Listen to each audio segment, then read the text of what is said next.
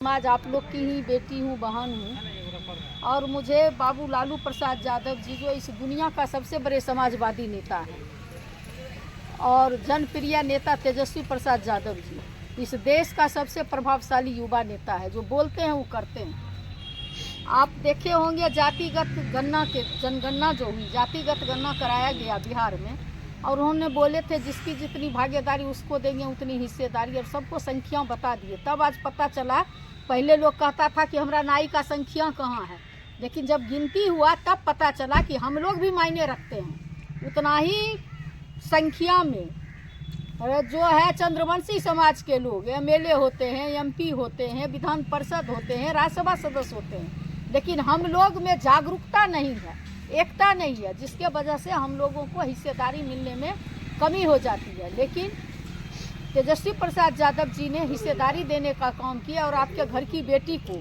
उस उच्च सदन में भेजने का काम किए जिस सदन में पहुंच करके माँ के पेट में पलने वाले बच्चों की तकदीर लिखी जाती है। और इतना ही नहीं, हर हमेशा नाई समाज कैसे आगे हो, नाई समाज के ऊपर जो आज जुर्म बढ़ गया है इस सरकार में। कभी नाई समाज हम लोग का बाप दादा पुरखा इस देश पर राज किया करते थे। महापनंद जी महाराज के द्वारा जो है देश पर शासन हुआ। हमारे ही कौम के लोग, हमारे ही जात बिरादर के लोग अशोक सम्राट जी इस देश पर शासन करने का काम किए। वो नाई के कोख से ही पैदा लिए थे। और आज हम लोग की ये स्थिति है कि हम अपने घर में भी सुरक्षित नहीं हैं। आज निशा के साथ जो घटना घटी है वो किसी के साथ भी घटना घट सकती है। और पुलिस महकमा जब हमें बलराम ठाकुर जी 2 रोज के बाद फ़ोन किए तब मैंने एसपी से बात की। एसपी यहाँ पर नहीं थे और पुलिस महकमा में जो डीएसपी है, जो यहाँ का दरोगा है, जो आईओ है, पूरी तरह से अंधी बहरी गूंगी बन चुकी है। एसपी के द्वारा भी कार्रवाई नगण्य हुआ। ये निशा जो है गरीब समाज की, गरीब बाप की बेटी है, इसलिए उसकी हत्या हो सकती है और उसके लिए कुछ नहीं होगा। ये सरकार के निकम्मापनी को दर्शाता है। कहते थे नीतीश कुमार जी कि हम जो है जीरो टॉलरेंस पर, ना हम किसी को बचाते हैं फंसाते हैं। अरे भैया, आप तो अपने साथ में रहने वाले मंत्री संतरी को जेड श्रेणी, वाई श्रेणी की सुरक्षा, जेड श्रेणी और वाई श्रेणी की सुरक्षा आप प्रदान कर रहे हो। तो इसका मतलब है कि सरकार को एहसास हो गया है कि जो हमारा मंत्री है उसको सुरक्षा प्राप्त हो चुके, सुरक्षित नहीं है, कब किसकी हत्या हो जाएगी, जनप्रतिनिधि सुरक्षित नहीं है। तो आप अपने मंत्री संतरी को सुरक्षा व्यवस्था कर रहे हो, इसका मतलब है कि आपका इकबाल खत्म हो चुका है। आपके राजपाट में कोई व्यक्ति सुरक्षित नहीं है। निशा की हत्या जो हुई है इसमें हो ही नहीं सकता। जो 2 लड़का का गिरफ्तारी हुआ है और पुलिस महकमा, पुलिस ने ये ज्यादती किया कि इन्होंने लड़की का मेडिकल जांच नहीं करवाया, जबकि लड़की बालिग थी, उसका मेडिकल जांच होना चाहिए था। और 2 लड़का मिलकर के हत्या नहीं कर सकता। उसमें कई लोग होंगे जो उसके साथ सामूहिक बलात्कार करके घर में हत्या कर दिया। तो बेखौफ होकर के लोग, पुलिस से निर्भीक होकर के लोग जी रहे हैं। बहुत लोग हैं जो इसमें शामिल था जिसकी गिरफ्तारी नहीं हुई। और हमारे पत्रकार जो बिरजू जी हैं, यहाँ पे हमारे नाई समाज के जो यहाँ पर मेडिकल चलाते हैं, ये पत्रकारिता करते हैं, ये चीफ ब्यूरो है, आपको ये चीफ ब्यूरो है जनमत टीवी, भारतीय जनमत टीवी चैनल के बिहार के ये चीफ ब्यूरो भी हैं। ये दैनिक एक्सप्रेस जो है, आदित्य एक्सप्रेस के अपना इनका समाचार पत्र है जिसके माध्यम से लोगों को जागरूक करने का काम करते हैं। इनको 5-5 बार एप्लीकेशन दे चुका। मैं पूर्वी चंपारण यानी मोतिहारी के एसपी से मैं कहना चाहती हूँ आप लोगों के माध्यम से कि क्या हत्या हो जाएगी बिरजू का, तब आप जो आएंगे, तब आप इनको मुहैया करेंगे गार्ड का, तब आप इनकी सुरक्षा कर पाएंगे। इसलिए मैं एसपी साहब से कहना चाहती हूँ कि आप जो है बिरजू को, जो इन्होंने एप्लीकेशन दिया उसका सनहा भी दर्ज अभी तक नहीं किया गया है।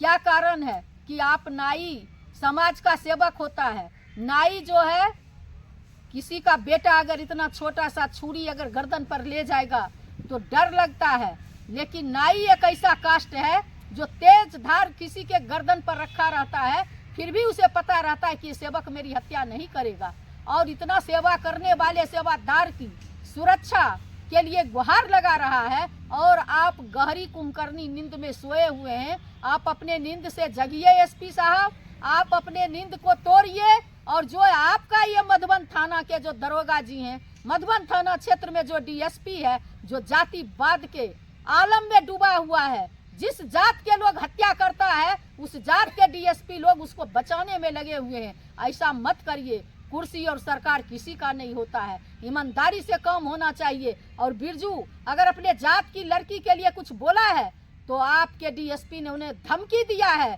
कि जो है तुमको बहुत जल्द ऊपर वाले का डांग पड़ने वाला है। आप अपने डीएसपी को पूछिए कि किस तरह की डांग की वो बात किए, क्या उसकी हत्या करवाने की बात किए हैं या उस पर कोई लांछना लगाने की बात किए हैं, कोई किसी प्रकार की केस में फंसाने की बात किए हैं। अगर ऐसा होगा तो हम थोड़ा ही सही नाई जाति के लोग अब बैठेंगे नहीं। इसके लिए धरना प्रदर्शन किया जाएगा, इसके लिए जेल भरो अभियान चलाया जाएगा। आप जल्द से जल्द इन बातों को देखिए। लड़की की अभी तक हत्या हो गई और उस गांव में अभी तक आपको खुद आना चाहिए था उस गांव में, लेकिन आप स्थल निरीक्षण करना भी जरूरी नहीं समझे, इसलिए कि निशा गरीब बाप की बेटी है। राजेंद्र ठाकुर एक गरीब आदमी है, वही निशा अगर अमीर बाप की बेटी होती तो एसपी साहब आप खुद आते और आपका डीएसपी भी आते, लेकिन किसी ने आना भी जरूरी नहीं समझा। मैं इस